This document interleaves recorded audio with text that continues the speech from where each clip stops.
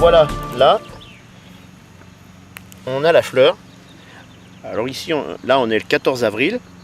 La fleur a dû commencer à pointer le bout de son nez il y a un mois environ. Avant la feuille, bien avant la feuille. Alors, c'est une fleur qui est utilisée pour faire des tisanes contre la toux. Est-ce que le nom tussilage est en rapport? C'est probable.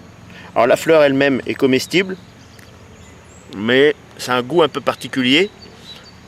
C'est pas top, on va dire. Mais ensuite, donc là nous avons la feuille. Alors, la feuille de tussilage qui est ici particulièrement petite, elle peut devenir bien plus grande. Elle peut être à peu près comme ça. Dessus, il y a une sorte de petite, comment on pourrait dire, des petits poils, voilà. Ce qu'on appelle ici dans la région de la pruine, mais c'est probablement pas le nom en bon français.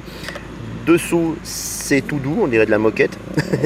Et alors, crue en toute petite quantité, mais cuite, la feuille de tussilage est excellente.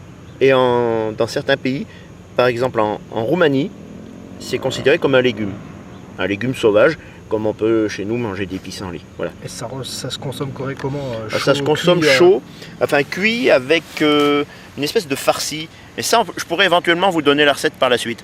Ah, on attend ça avec un peu. Et là, cru comme ça, faut bien le dire, c'est pas terrible. C'est pas toxique, hein, mais c'est un goût très... Comment on pourrait dire? Ça fait grandir les dents. Alors, tussilage. Et là, tussilage. Alors c'est pas du pissenlit, ça c'est de la graine de tussilage.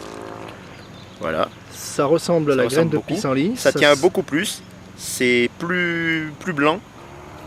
Et généralement, ça se reproduit avant. Voilà, hop. Là c'est un peu le moment, elles sont pas tout à fait mûres les graines.